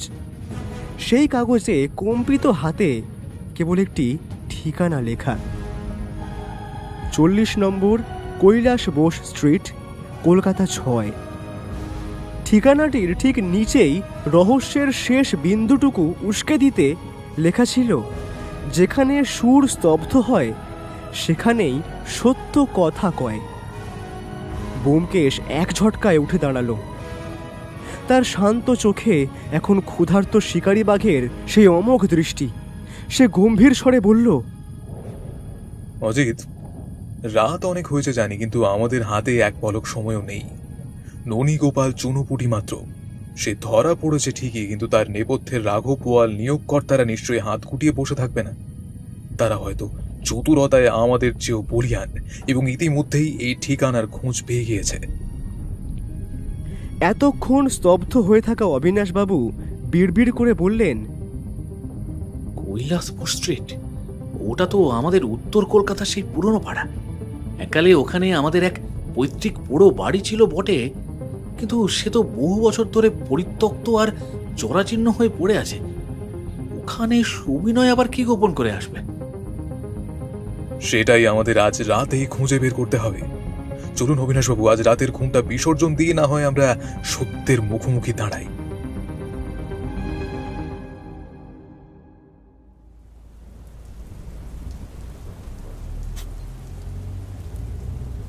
বাইরে তখন ঝরঝর করে বৃষ্টি পড়ছে। কলকাতার রাজপথ জনমানবহীন, যেন এক নিঝুম মৃত্যুপুরী। আমাদের ট্যাক্সি যখন উত্তর কলকাতার সেই আঁকা বাঁকা সরু গলিতে প্রবেশ করল, তখন গির্জার ঘড়িতে রাত 2টোর ডঙ্কা বাজছে। গ্যাসের আলোগুলো মিটমিট করে জ্বলছে, আর রাস্তার জমা জলে সেই আলোর দীর্ঘ ছায়া এক অশরীরী নাচের মতো কাঁপছে। কৈলাস বোস স্ট্রিটের 40 নম্বর বাড়িটি অন্ধকারের গহ্বরে এক প্রাচীন প্রেতপুরীর মতো মাথা উঁচু করে দাঁড়িয়ে আছে। নোনা ধরা দেওয়াল, ভাঙা খড়খড়ি আর সদর দরজার সেই সিংহমুখ কড়াটা মরিচা পড়ে এক বীভৎস রূপ ধারণ করেছে। বাড়ির সামনে ট্যাক্সি থামিয়ে আমরা যখন নামলাম, তখন চারদিক থমথমে নিস্তব্ধ। ব্যোমকেশ তার টর্চের আলো ফেলে সদর দরজার তালাটা নিবিড়ভাবে পর্যবেক্ষণ করল। তালাটা প্রাচীন আমলের বটে, কিন্তু সম্প্রতি কেউ এটা খোলার জন্য অহেতুক কসরত করেছে। এ দেখো অজিত, চাবির গর্তের চারপাশে একদম নতুন আঁচড়ের দাগ। অবিনাশবাবু পকেট থেকে এক গোছা চাবি বের করে বললেন, আমার কাছে এই বাড়ির একটা ডুপ্লিকেট চাবি চিরকালই ছিল, তবে কত যুগ ওটা চাবির গর্তে ঢোকেনি তা ভগবানই জানেন।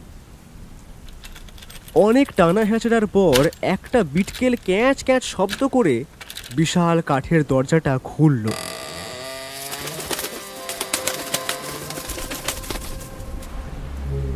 ভেতর থেকে এক দম বন্ধ করা ভ্যাপসা গন্ধ আর অজস্র বাদুড়ের ডানার ঝাপটানি আমাদের এক শীতল অভ্যর্থনা জানালো। বাড়িটা দোতলা, মাঝখানে একটা বিশাল অন্ধকার উঠোন, যেখানে একটি প্রাচীন তুলসী মঞ্চ আগাছার জঙ্গলে পুরোপুরি ঢাকা পড়ে গিয়েছে। ব্যোমকেশ টর্চের আলোয় পথ দেখাতে দেখাতে বলল, সুবিনয়বাবু লিখেছিলেন যেখানে সুর স্তব্ধ হয়, তার মানে আমাদের এমন এক কক্ষ খুঁজে বের করতে হবে যা সম্পূর্ণ শব্দ নিরোধক বা সাউন্ডপ্রুফ। আমরা অতি সাবধানে কাঠের সিঁড়ি বেয়ে দোতলায় উঠলাম। জরাজীর্ণ সিঁড়িগুলো আমাদের প্রতি পদক্ষেপের চাপে মচমচ করে এক অদ্ভুত আর্তনাদ করে উঠছিল। দোতলার অন্ধকার বারান্দা দিয়ে যাওয়ার সময় আমার বারবার মনে হচ্ছিল অন্ধকারের কোনো এক চোরা কোণ থেকে একজোড়া তীক্ষ্ণ চোখ বুঝি আমাদের প্রতিটি ভঙ্গি গভীর মনোযোগে পর্যবেক্ষণ করছে। আমি শিহরিত হয়ে তাকালাম পিছনে, কিন্তু জমাট অন্ধকার ছাড়া আর কিছুই নজরে এলো না। মনের ভুল ভেবে নিজেকে প্রবোধ দেওয়ার চেষ্টা করলাম। করিডোরের ঠিক শেষ প্রান্তে একটি ভারী দরজার ওপর ধুলো মাখা নেম প্লেটে আবছা অক্ষরে লেখা ছিল সুরের ঘর। ব্যোমকেশ মৃদু ধাক্কা দিতেই দরজাটা এক দীর্ঘ নিঃশ্বাস ছেড়ে খুলে গেল। ঘরের অন্দরসজ্জা ছিল অদ্ভুত। দেওয়ালগুলো পুরো পাটের চট আর কার্পেট দিয়ে এমনভাবে মোড়া যে বাইরের পৃথিবীর কোনো শব্দই এখানে পৌঁছতে পারবে না। ঘরের ঠিক মাঝখানে একটি প্রাচীন টেবিল, আর তার উপরে রাখা এক অদ্ভুত দর্শন ধাতব যন্ত্র। দেখতে অনেকটা আদিম রেডিওর মতো হলেও তাতে কোনো নব বা টিউনিং ডায়াল নেই। আছে শুধু 7টি ভিন্ন রঙের কাঁচের বোতাম। ব্যোমকেশ যন্ত্রটার সামনে গিয়ে স্থির হয়ে দাঁড়ালো। তার চোখে তখন এক অপার্থিব ঔজ্জ্বল্য। সে ফিসফিস স্বরে বলল, অজিত, এটাই সেই রহস্যময় যন্ত্র, সুবিনয়বাবুর সারা জীবনের গবেষণার চূড়ান্ত ফসল। এই 7টা বোতাম আসলে আমাদের 7টি সুরের প্রতীক, কিন্তু কোন বোতামটি কোন ছন্দে টিপলে সত্যের দুয়ার খুলবে সেটাই এখন আমাদের সবচেয়ে বড় পরীক্ষা। ব্যোমকেশ ডায়েরির সেই জটিল সমীকরণটির ওপর আবার ঝুঁকে পড়ল। বিড়বিড় করে বলতে লাগলো, S+R+G, সবকটি স্বরের যোগফল, তার মানে তাত্ত্বিকভাবে সবকটি সুরকে এখানে একই সঙ্গে প্রয়োগ করতে হবে, কিন্তু সমীকরণের ভারসাম্য তো অন্য কথা বলছে। ঠিক সেই মুহূর্তে ঘরের নিস্তব্ধতা চিরে এক যান্ত্রিক কণ্ঠস্বর ভেসে এলো। আমরা সবাই চমকে উঠলাম। হাড় হিম করা সেই শব্দটা ওই বিচিত্র যন্ত্র থেকে নির্গত হচ্ছিল। স্বাগত। সুবিনয় বাবুর সুর রাজ্যে প্রবেশাধিকার কেবল তাদেরই প্রাপ্য যারা ত্যাগের মহিমা জানেন। মনে রাখবেন, ভুল সুরের স্পন্দন লাগলে এই ঘর এবং তার সম্পদ চিরতরে স্তব্ধ হয়ে যাবে। অবিনাশবাবু ভয়ে 2 পা পিছিয়ে গিয়ে অস্ফুট স্বরে বললেন, এই যে সুবিনয়ের গলা, অবিকল ওর কণ্ঠস্বর। ও কি তবে আগে থেকেই সব রেকর্ড করে রেখে গিয়েছিল? ব্যোমকেশ দ্রুত তার মস্তিষ্কের কোষগুলোকে সচল করল। ত্যাগের মহিমা, ত্যাগ ত্যাগ, তবে কি পা বর্জন? না, সেটা তো ছিল হারমোনিয়ামের সংকেত। এখানে হয়তো আর গভীর কিছু লুকিয়ে আছে। সে দেওয়ালের দিকে তাকিয়ে খানিকক্ষণ ভাবল। তার মনে পড়ল অপর্ণা দেবীর সেই বিষণ্ণ ছবিটির কথা। অপর্ণা, তাদের প্রেম, বিচ্ছেদ এবং অকাল মৃত্যু। সুবিনয় বাবুর জীবনে যখন সেই বিচ্ছেদ এসেছিল, তার জগৎ থেকে সুর চিরতরে বিদায় নিয়েছিল। পেয়েছি অজিত। অবিনাশবাবু, অপর্ণা দেবী কোন রাগে গান গাইতে সবচেয়ে বেশি ভালোবাসতেন? অবিনাশবাবু স্মৃতির গহ্বর থেকে হাতড়ে বললেন, মালকোষ। সে মালকোষের ওস্তাদ ছিল। মালকোষ? ব্যোমকেশ চোখ বন্ধ করে যেন সেই রাগিনীর সুর মনে করার চেষ্টা করল। মুখোশ রাগে ঋষভ রে এবং পঞ্চম পা পূজিত, অর্থাৎ এই রাগে রে আর পা ব্যবহৃত হয় না। সুবিনয় বাবু ত্যাগের মহিমা বলতে আসলে তার প্রিয়তমা পত্নীর প্রিয় রাগিনীর সেই পূজিত সুর দুটির কথাই বলতে চেয়েছেন। ব্যোমকেশ আর এক মুহূর্ত নষ্ট না করে যন্ত্রটির সামনে ঝুঁকে পড়ল।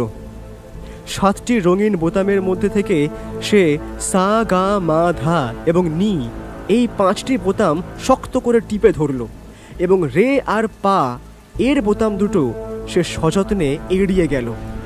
মুহূর্তের মধ্যে সেই অন্ধকার ঘরে এক মায়াবী নীল আলো জ্বলে উঠল। সেই যন্ত্রের ভিতর থেকে এক যান্ত্রিক ঘর ঘর শব্দে একটি গোপন ট্রে বেরিয়ে এলো। তাতে রাখা একটি ছোট কাঁচের শিশি এবং একটি মাইক্রোফিল্মের রোল। ব্যোমকেশ শিশিটি তুলে নিয়ে তীক্ষ্ণ দৃষ্টিতে পরীক্ষা করতে করতে বলল, অজিত, সুবিনয় বাবু এমন এক রাসায়নিক যৌগ আবিষ্কার করেছিলেন যা কোয়ান্টাম ফিজিক্সের জটিল সমস্যার সমাধান দিতে পারে, আর এই মাইক্রোফিল্মে লুকিয়ে আছে সেই অমোঘ ফর্মুলা। ঠিক সেই মাহেন্দ্র ক্ষণেই বাইরের কাঠের সিঁড়িতে ভারী বুটের শব্দ শোনা গেল।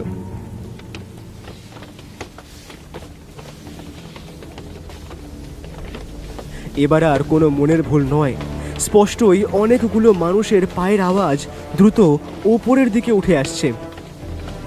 ব্যোমকেশ ক্ষিপ্র হাতে শিশি আর মাইক্রোফিল্মটা নিজের পকেটে পুরে নিল এবং ফিসফিস করে আমাদের সতর্ক করল।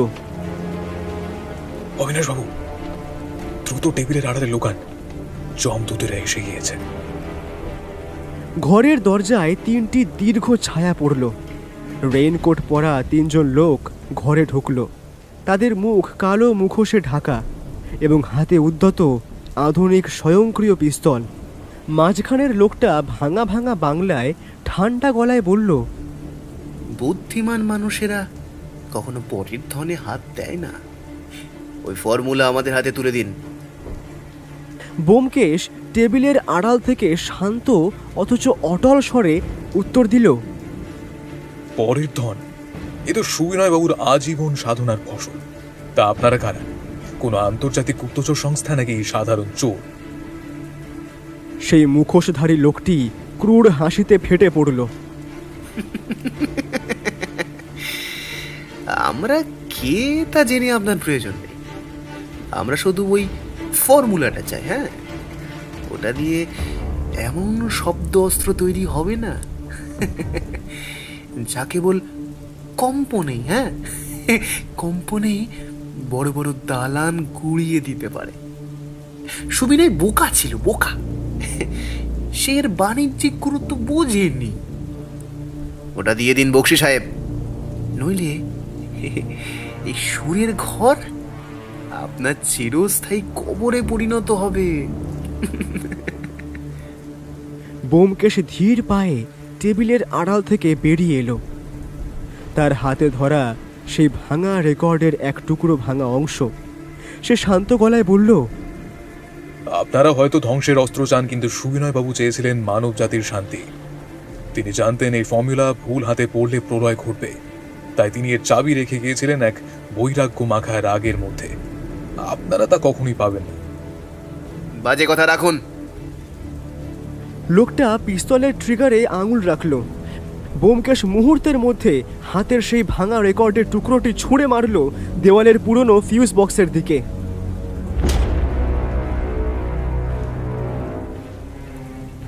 আগুনের ফুলকি ছড়িয়ে পড়ার সঙ্গে সঙ্গে ঘরের আলো দপ করে নিভে গেল।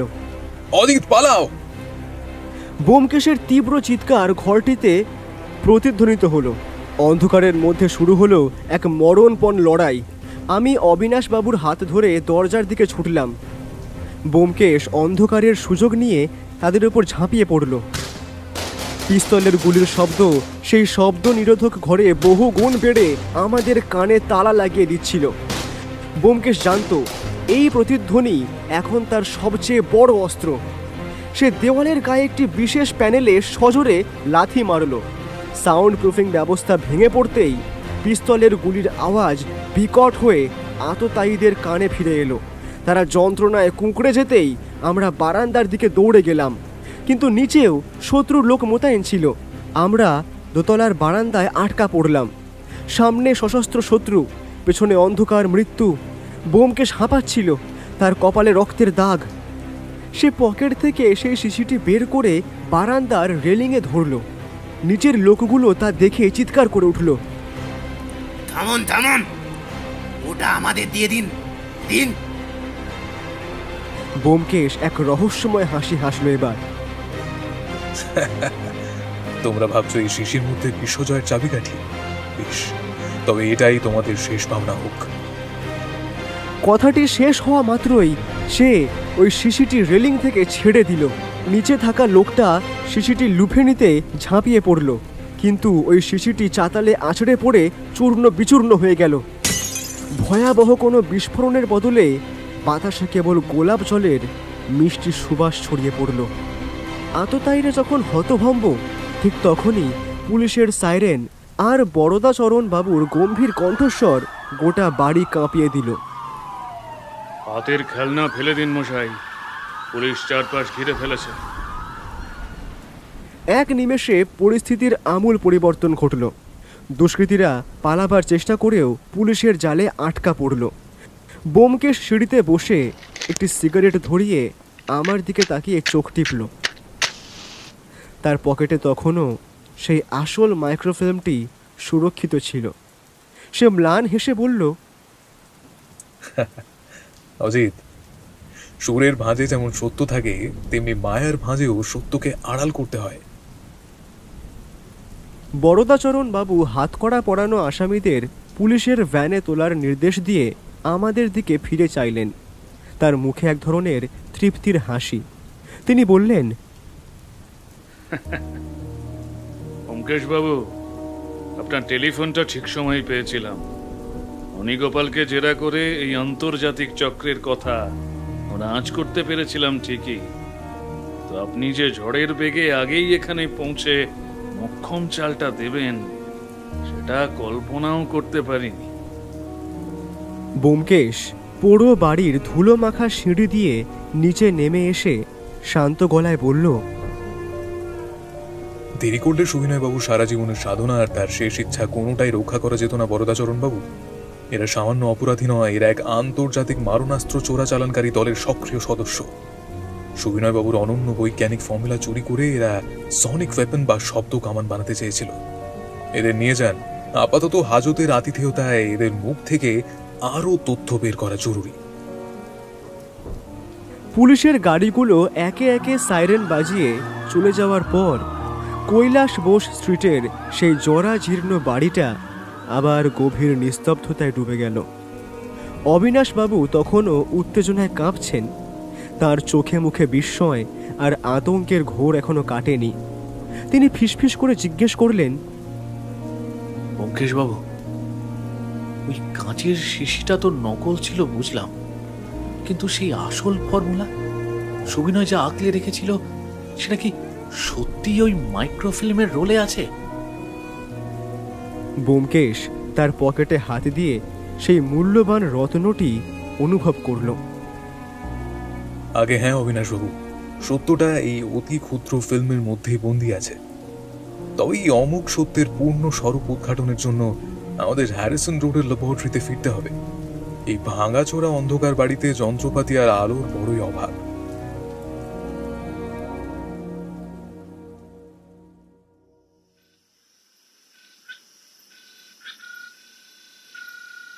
রাত তখন প্রায় 4টে।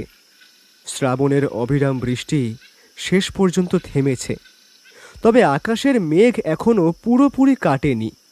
আমরা যখন ট্যাক্সি করে বাড়ির দিকে ফিরছি, তখন জানালার বাইরের চলন্ত শহরটাকে দেখে আমার মনে হচ্ছিল আমরা যেন এক মহাপ্রলয়ের কিনারা থেকে এক নতুন যুগে ফিরে এলাম।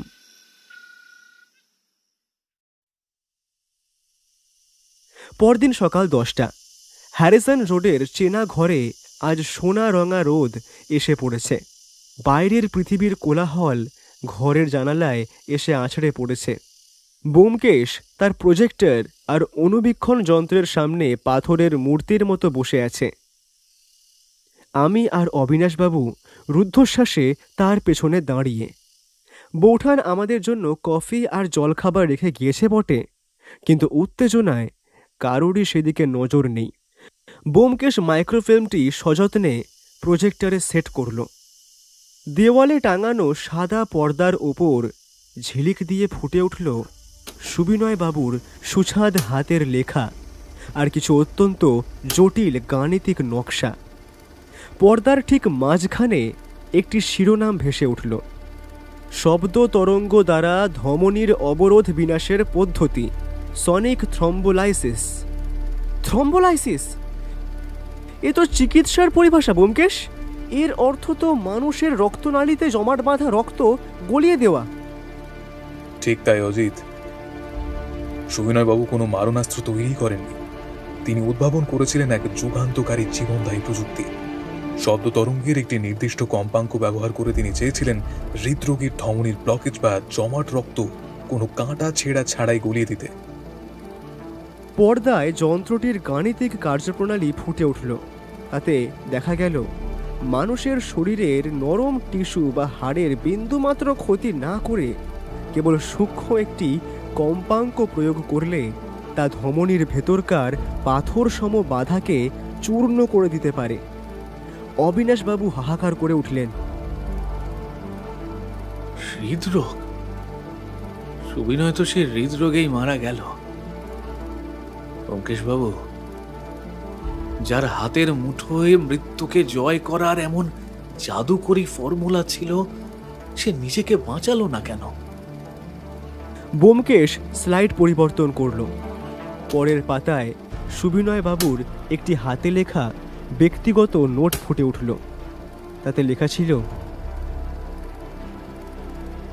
আমার আবিষ্কার সফল, কিন্তু তা বড্ড বেশি ভয়ঙ্কর। আমি পরীক্ষা করে দেখেছি, যে কম্পাঙ্ক ধমনীর ব্লকেজ সরাতে পারে, সেই একই তরঙ্গের সামান্য বিকৃতি ঘটালে তা মানুষের মগজ বা ফুসফুস মুহূর্তের মধ্যে ছিন্ন ভিন্ন করে দিতে পারে। একদল অসাধু লোক আমার এই গোপন গবেষণার কথা জেনে গেছে।